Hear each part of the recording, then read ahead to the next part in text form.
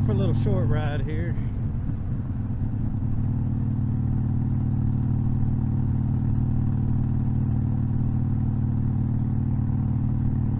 Just get the bike out and run it down the road a little bit. A loop around town maybe. Go back home, watch some football. My first few tries of doing it this way, recording the audio on a separate device than the actual camera, the audio was crap.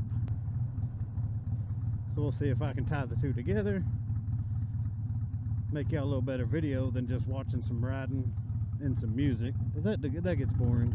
I mean, sometimes you can make it kind of cool if it's every now and then, but and we don't have a lot of pretty scenery around here.